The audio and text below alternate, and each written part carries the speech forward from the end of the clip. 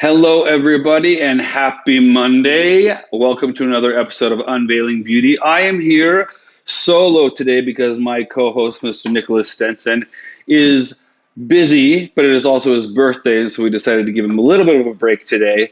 I wanted to kick off the show today just a little bit differently than we have in the past. We have some amazing guests and a great topic today, but today I wanted to roll a video that was sent in from one of our salon district educators in the Long Island area.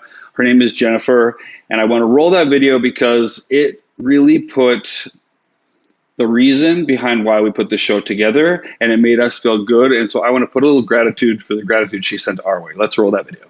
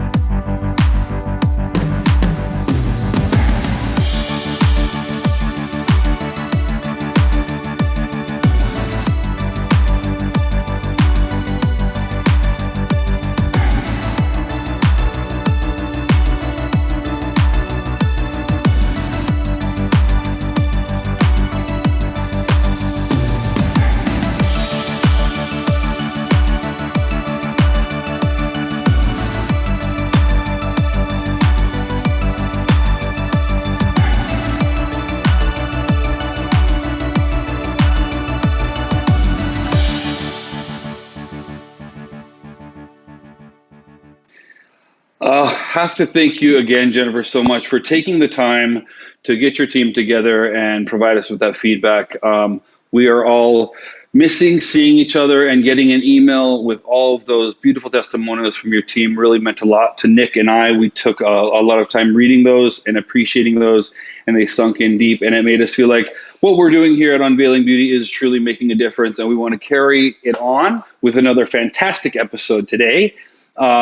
First and foremost, today is called Straight to the Curl, which might make you guys wonder what this is really about. So this is an episode about texture, but it's really all about all-encompassing texture. And I don't want to dive in too deep because we have two experts on the show today, Ms. Pekela Riley and Mr. Mark Bustos, who are going to talk to us through the ins and outs of what it means to be, texture from straight hair all the way to the tightest of curls. So without further ado, I want to roll a little video to introduce Ms. Pekela Riley. 10, 9, 8, 7, 6, 5, 4, 3, 2, 1.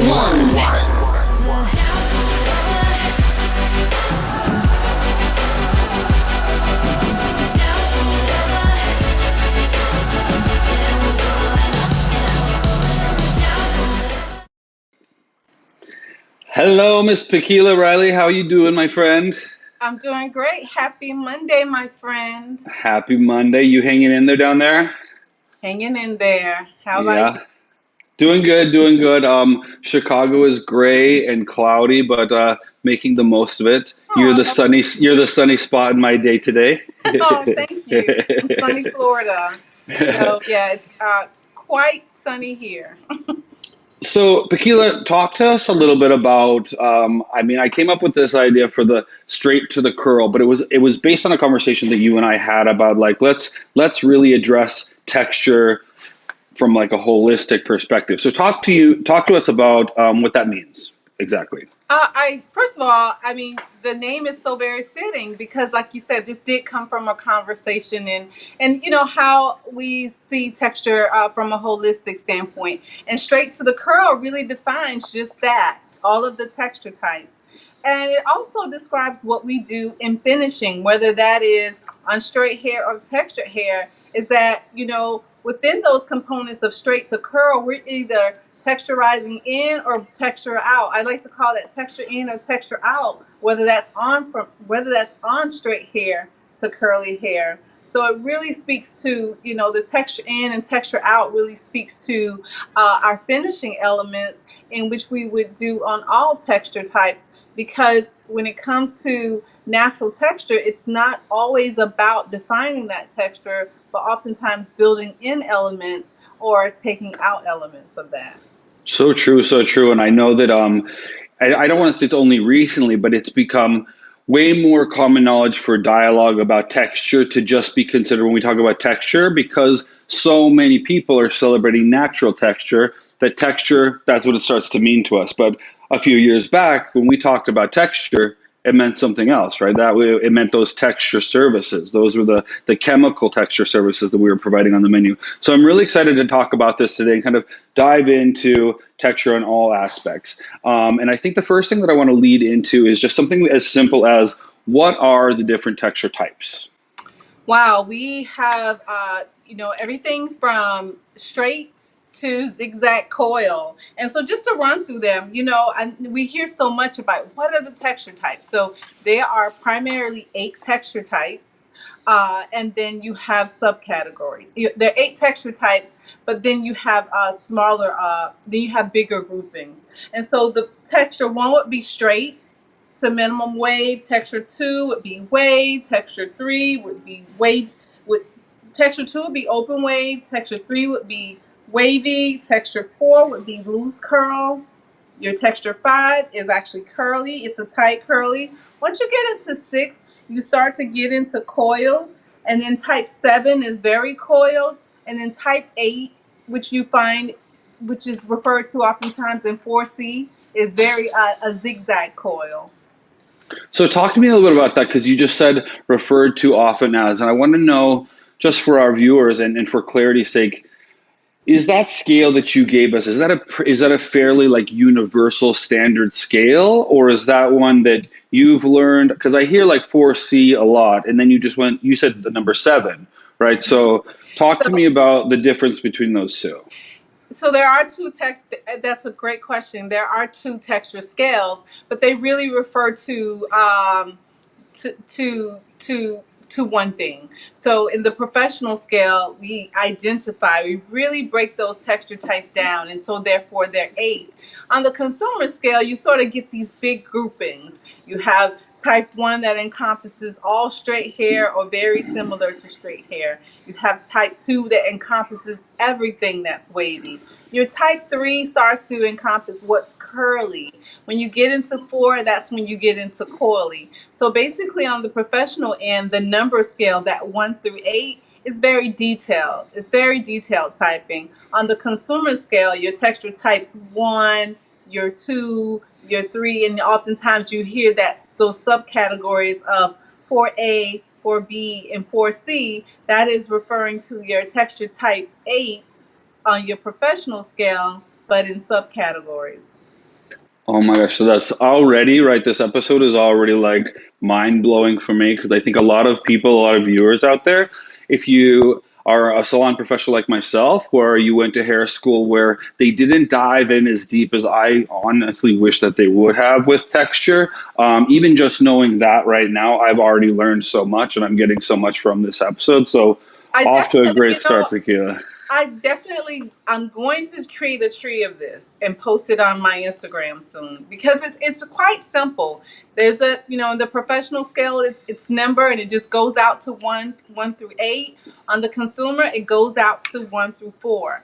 Now, all of those texture types are identified in the consumer scale. It's just that when you get down to type 3 and 4, because you have so many variations when you get into natural texture type category 3 and 4 on the consumer scale starts to have alphabetical subcategories. And so you have 3A, 3B, 3C, 4A, 4B, and 4C. You typically don't have your 1 and your 2 with the A, B, and C, because they really just lump all type 1 hair, which is primarily straight or right, very minimal wave. Your two is really going to encompass all hair that's wavy that does not begin to curl. But when the hair begins to curl, it is identified on the consumer scale, and that's very important to recognize that, because that's how a client is going to come in and refer to her hair. She's been online, she's been on YouTube, and so that is curly girl language when you get into your type 3 and your type 4, but that's when you have that number and that letter pairing. No, and I love that, Pekela, and I'm going to challenge you to follow up with what you said, because I think that Let's make a one of the trick things of it. that I've learned from you is if you can post, I'm going to challenge you. If you can post that, what you just did, in some kind of a grid that a lot of hairdressers can understand, because I know oftentimes the make or break between the confidence of a texture customer coming into somebody that they might not assume automatically knows how to treat their hair. If I know the language of how to describe their hair, it's an automatic trust barrier that starts to be broken down. So if you could empower our stylists and help them understand the difference between those scales and how to communicate with the consumers with the letters and the numbers that they understand, I think that would just be like groundbreaking for so many stylists to be able to like earn that confidence with their stylists. Sure thing. Sure So thing. you do that, okay? So the next thing I want to go through is you talk about, servicing texture is not just about enhancing or defining what they have, but it's also about creating like the texture that you're looking for. So talk to me a little bit about that. Well, I wanted to speak to, this straight to curl, and really the texture in out element to this is because, sometimes you think you're not servicing texture when in fact that you are. So in many cases, and really in all cases, when we are finishing hair, we are using texture techniques. We're either putting texture into that hair or taking texture out of that hair. And that may be from a relaxer service when we're actually taking texture out of the hair, or that may be with a rod set, or even curling our hair, adding a beach wave. Those are examples of adding texture into the hair. So we're always using elements of that, and they don't only exist for natural texture. It really encompasses the entire texture scale from straight to curly. So that was going to be my next question, but I think you really just kind of summarized it up there. It was like, what does it mean when you say texture in and texture out? And that's what you're saying, right? Is That is that Yes. you're putting it in, or you're removing it depending on what you're looking for a final result. Yeah, I just it's just a way to look at, to not really overcomplicate what you're doing. When you see a head of natural textured hair, identify that, hey, this is going to be a mechanism where I want to bring texture out, or as if that person is getting relaxer, I want to put texture out, or if you're building texture in. And really understanding that it's really as simple as that, identifying where the texture is on the scale and what you want the finish of that to be, and also determining if you want that finish to be something that is temporary in what we do in which with sets, or if you want that to be something longer lasting, in which we use chemicals for. That may be keratin, that may be relaxer. Those would be examples of using chemicals to create a longer effect of texture out, or as we may talk about later, perming as a Yeah. way of building texture in on a long-term basis, beyond just setting the hair.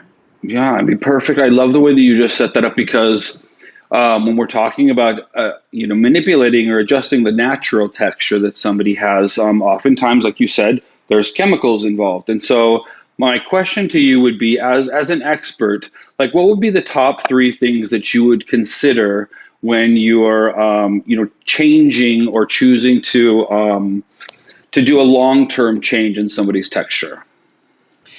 First of all, the primary thing to consider is the health of the hair. So, is it starting in a state of, the hair has great integrity? And then you also want to definitely put that in the end cap. The end cap of that would be, where does that person want to be most of the time? So, although that person may want to wear their hair straight, but if most of the time they want to have an enhanced curl, then certainly perming the hair may be the right move for them. So when it comes to doing something to the hair that lasts for a longer period of time, then you definitely want to make sure that that is a need that they want to or they desire to have most of the time. So the health of the hair and also the aesthetic that the client or the guest desires to have for their hair the majority of the time. Perfect. I mean, it really comes down to just making sure their hair can handle them and they want to wear it for as long as it's going to be in there, right? Yeah, so you wouldn't want to go into, if a guest wants, they're going out, we finally get out of quarantine and, they want a temporary look, then that would not necessarily be the case, for relaxing or perming. But if it was something that, they wear their hair like this most of the time and they're constantly having that issue, then that certainly would make the case. The beginning health of their hair, the integrity of the hair, and also their overall desire aesthetic for the hair. I love it. I love it. You know what, Pekela, you're such a master. We have, from the many photo shoots that we've done together, one of the photo shoots that we did that I really loved the most was our diversity photo shoot. Was really, including all different like hair types. And there was a specific how-to video that I'd like to queue up now called Twisted Texture that we can roll through, and then we'll bounce back and kind of talk a little bit about what you did to get that amazing look for that photo shoot. Let's roll the video now.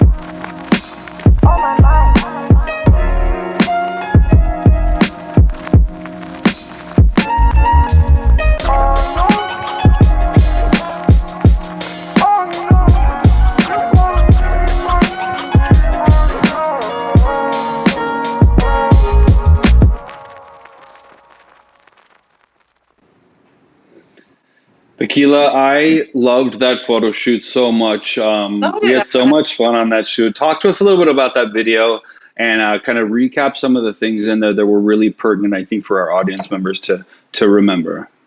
So first and foremost, this was an example of texture in on highly textured hair. So oftentimes you'll hear me refer to this texture on texture, and that's because, we're building in those texture elements. And when you build in texture, the texture in is to emphasize.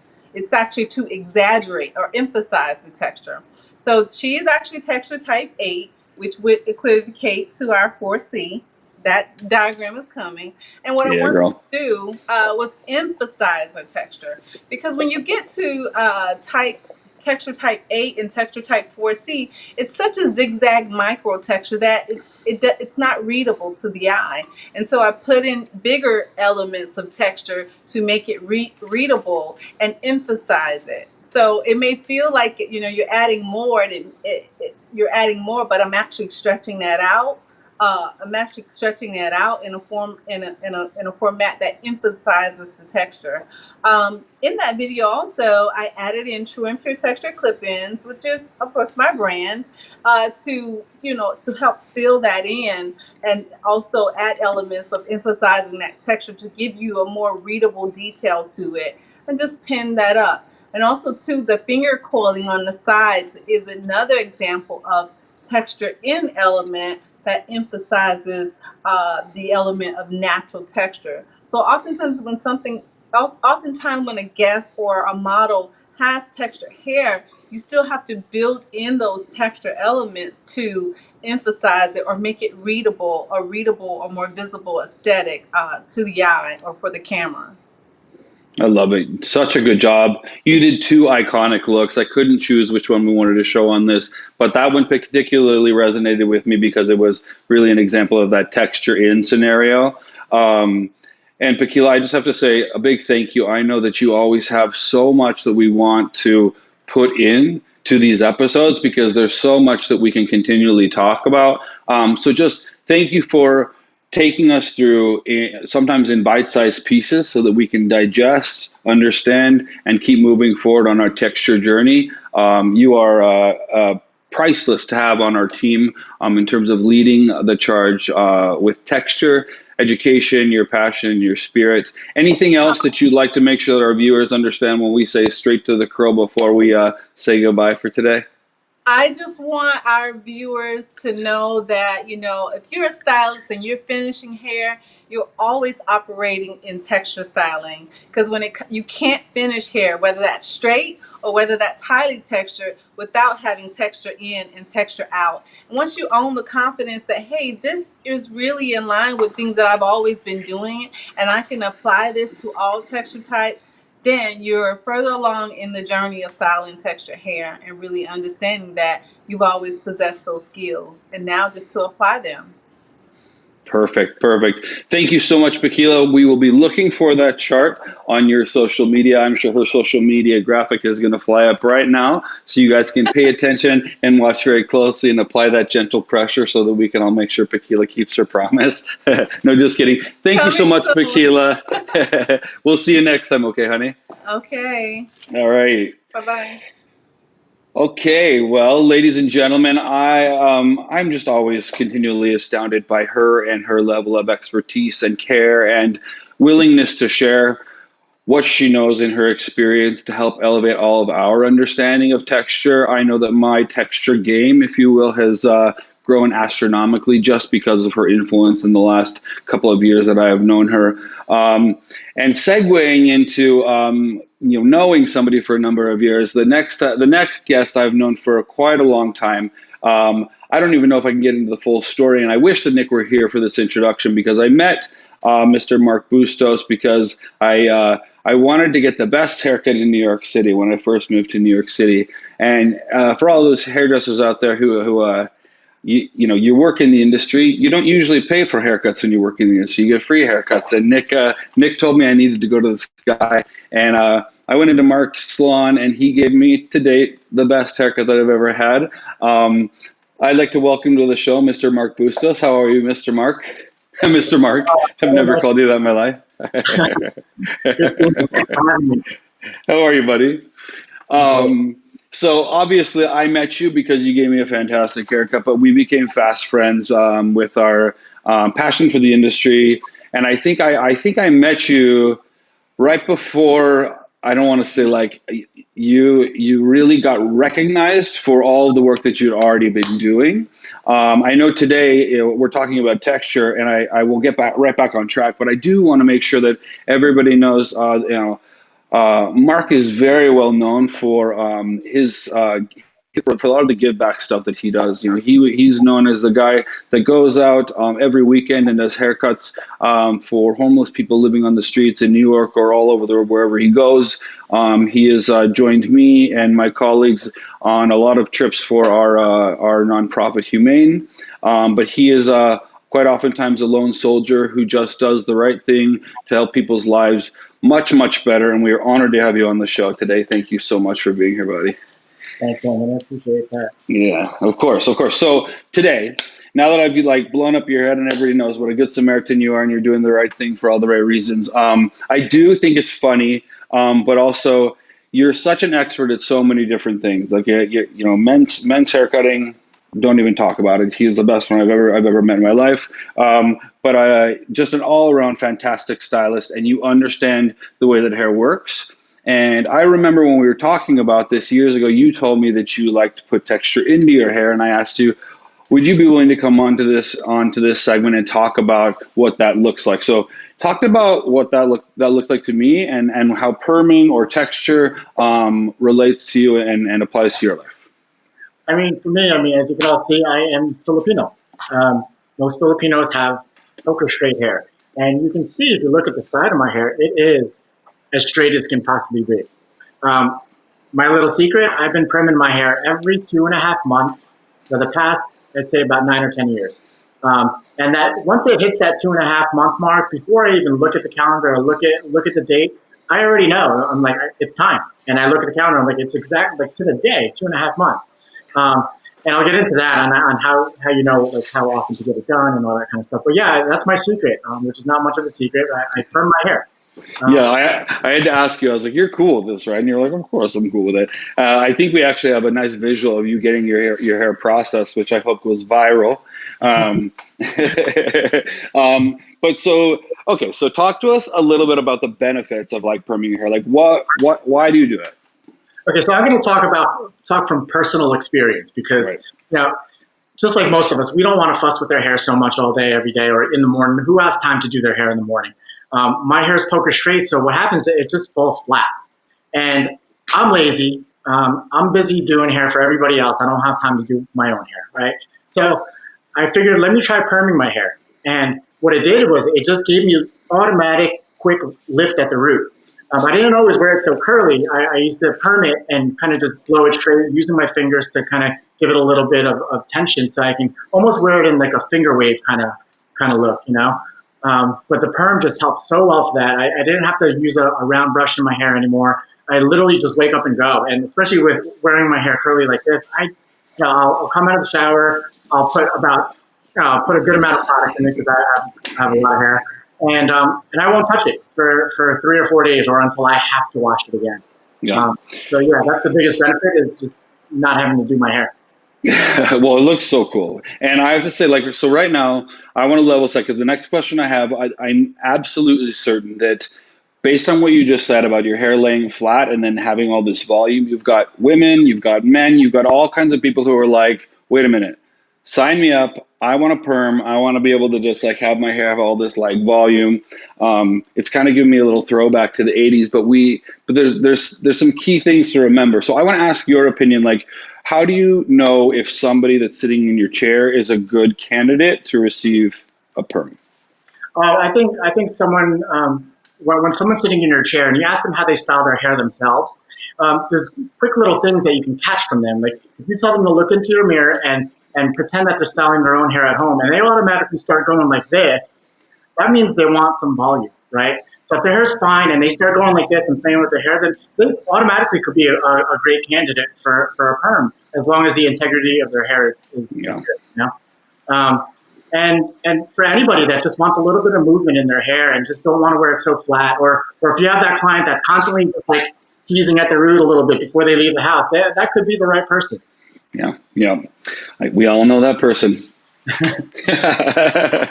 It's Karen, right? Karen who wants to talk to the receptionist. Okay, so my next question for you is going to be what you were referring to earlier. So we know who this person is, right? That we've talked to them. We've talked to them about like if it's going to be right for them because their hair, is in good enough shape. They want that volume. Now, what's the commitment? How often should they be getting it done, and how will they know when they need to get it done again? So again, talking from experience, just knowing that hair on most people grows approximately about a half an inch per month. For me, I get my perm done every 2.5 months, and that's about an inch and a half worth of regrowth, right? So if I get a perm, I have a fresh perm, it's nice and voluminous at the root. 2.5 months later, that's about an inch and a half of regrowth. It just starts to fall flat again. So as soon as your hair starts to fall flat again, and you start giving your hair a little bit of extra work than you'd like, it's probably time to perm it again. You also, but with that being said, you don't want to perm it too often because, doing any chemical service to your hair could sacrifice the integrity of it. Yeah. So you recommend treatments between perms, all that stuff that we do, just looking for any chemical service, right? Just to make sure that like after you get a chemical service, then you're repairing, restoring, and getting your hair in the best shape possible, to make sure that it's ready to be receiving that chemical service again. Absolutely, yeah. Using the right products is key, and pretty much get all of them at Ulta, right? That's true. You'd be hard pressed to find any product that we don't carry. I will ask you this though.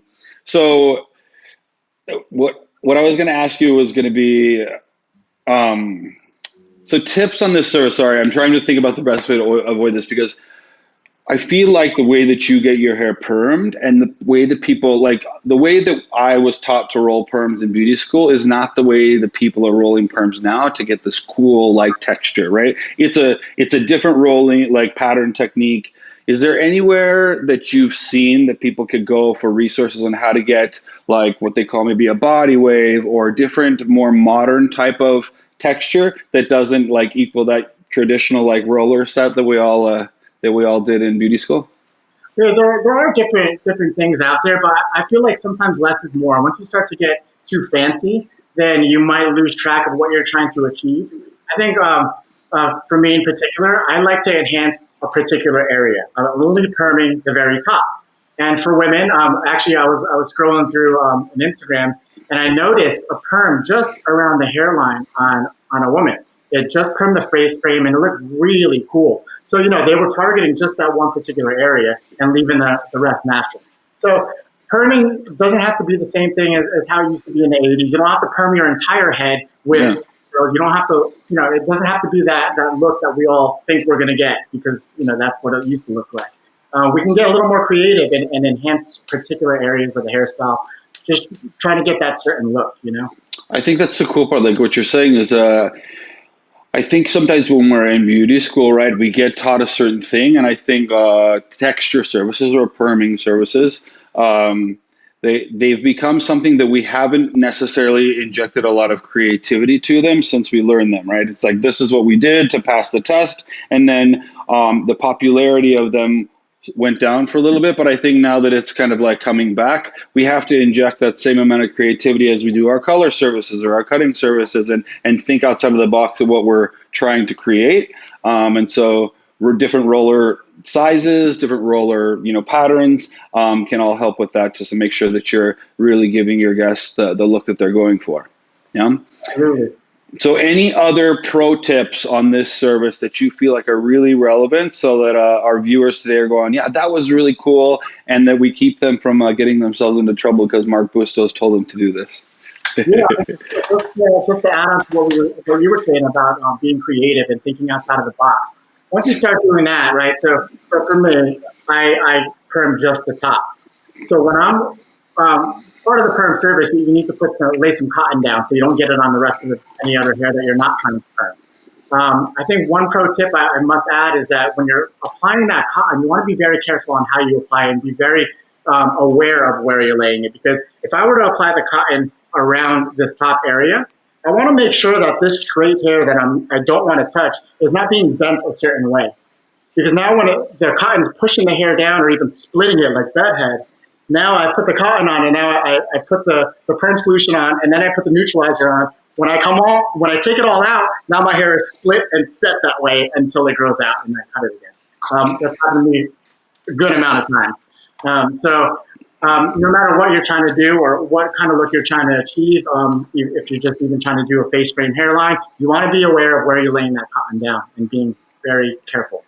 All right, so I got to put you on the spot here, because I know that this might not be like part of like any manufacturer's recommendations, and I don't want to get you into any like trouble for admitting that you do this. But you told me once this little secret of how to get your texture to kind of bake in, if you will, a little bit more effectively. So why don't you share with our guests this little trick, because I think it's funny.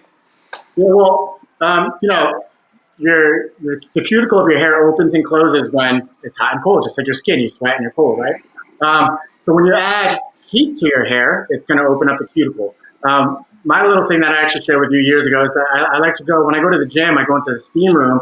I like to sit in the steam room to help kind of bring that curl back. And or like after a fresh perm, I'll go into the steam room and just like kind of just squeeze at it a little bit before I even shampoo for the first time. But steam is a really good way to get that curl back and enhance it. And sometimes you might think humidity is not your best friend when it comes to hair, right? But when you're in a steam room, it's almost like controlled humidity. Or if you use an actual steamer, it's controlled humidity, because you can walk out of that steam room when your hair's ready, or you can pull that steamer away from your head when it's just about right. Yeah, I think that's good. And actually, it reminds, because I remember learning, like, we used to do like really warm rinses before we would do the neutralizer, right? So to make sure that like rinse it really, really, really well and then put on the solution because you want that cuticle to swell. Same concept, right?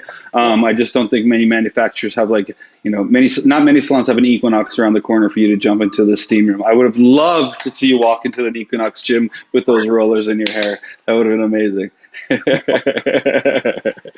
Mark, you're the best. Thank you so much for sharing your tips. Anything else that you want to share with the audience before we go during this time? All the things you're working on, anything that we should be looking out for from Mr. Mark, as I called you again? Just even going a little off topic, not talking about hair. I mean, just we're in this quarantine, we're in this pandemic, we're all in this together. If there's any possible way you can help anybody out during this time, now's the time to do it. Someone once told me that when someone comes to you and asks you for help, they're actually doing you a favor because they're giving you the opportunity to do the right thing. So if you have the opportunity to do the right thing, anytime in any part of your life, just do it. Famous words by Mr. Mark Bustos. Thank you so much, buddy. We really appreciate taking the time to be on this episode with us today. Nick gives his best. Send him a happy birthday text. I will. And then we will see you soon, my friend. All right. Thanks for having me. Cool. All right, ladies and gentlemen, that will conclude this episode of Straight to Curl with Unveiling Beauty. Really great tips from Pekela Riley, and also love the tips that Mark Bustos was able to provide for us today. Some really good stuff, giving us tips about texture, from straight all the way to curly. Keep an eye on both of those, to Pekela and Mark, because they are definitely leaders in our industry in their own rights, and always moving and shaking and doing some cool stuff. That concludes today, but we always got to talk about what's coming up next. So on Wednesday, we have another episode coming up, and this one is going to be called Back in Touch. And it's really about, we're partnering with Dermalogica, and we're going to be talking about all of the things that we can be doing as an industry to really make sure that we can get back in touch with our guests. What are the protocols? What are the precautions? What are the things that we're doing as an organization?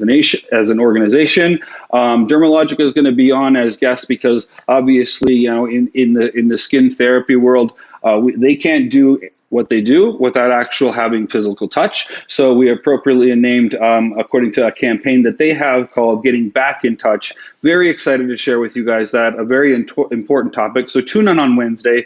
That's it from me, but I will leave you guys with one last thing, because I have control of the show today and Nick is not here. And so I would like to send you guys off with a quick little birthday video that some of us people in the corporate office made for Nick to celebrate his birthday. And with that, I will say goodbye to you guys, and I'll see you on Wednesday.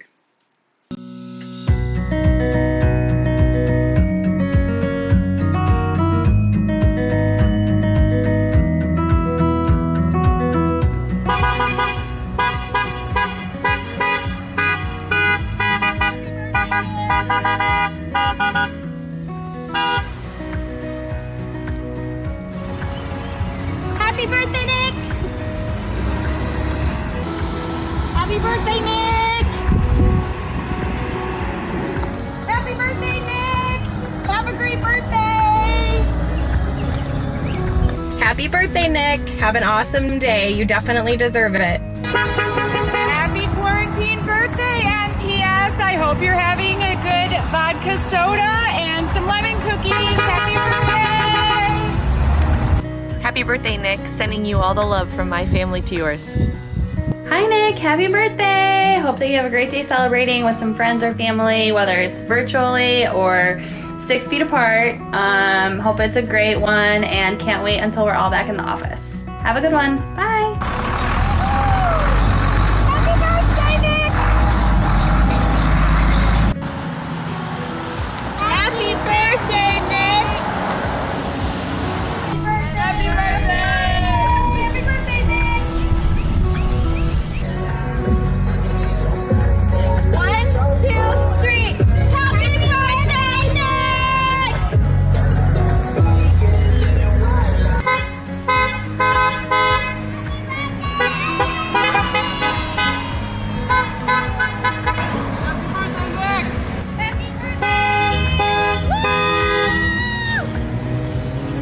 Happy birthday, Nick! Happy birthday! Happy birthday! Ugh, I missed the birthday parade for you, Nick. Sorry, I was working on decks. I hope you have the best birthday ever, though.